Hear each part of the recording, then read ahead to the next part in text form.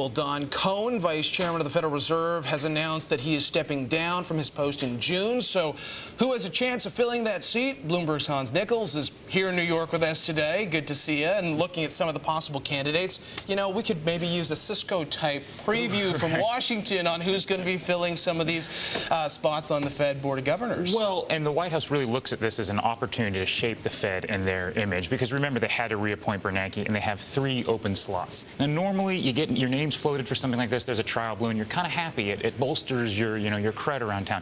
Exact opposite is happening with Christina Rohmer. She's claiming that she's not at all interested in that job. But the rumors that CNBC reported that she was offered it over the weekend says it's not true. The next question is, though, who's floating this? Who's out there pushing this storyline? And so people are looking over their shoulders in the West Wing in the old executive office building. Give a little bit Washington context for us. What would complicate this for Christina Rohmer to the position she's in right now? Well, 2 things. One, she'd be leaving an open spot, which needs a Senate confirmation. So the question is, who could actually fill that slot? Who wants that job? Now, there's some speculation Gene Sperling, a retread from the Clinton administration, is out there pushing this, that he wants it. But Rohmer, if she does leave, then where would she go? Well, she goes to the Fed vice chair job. That's in Washington. Her home's in Berkeley. She might actually want the job in San Francisco of the Fed governors, of the president of the Fed Bank out there. Of course, Mrs. Yellen, she's another name that's out there.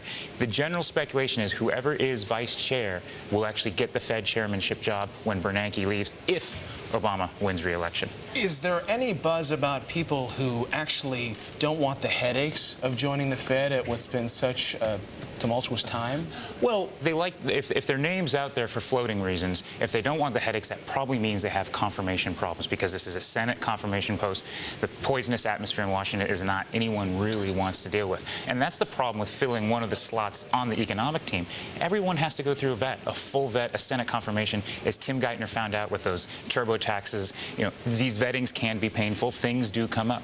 You've had some good scoops on this story so far. What are you hearing about some of the other candidates out there? Well, Alan Krueger is the latest. He's an assistant at Treasury. He's one of the names that's been floated.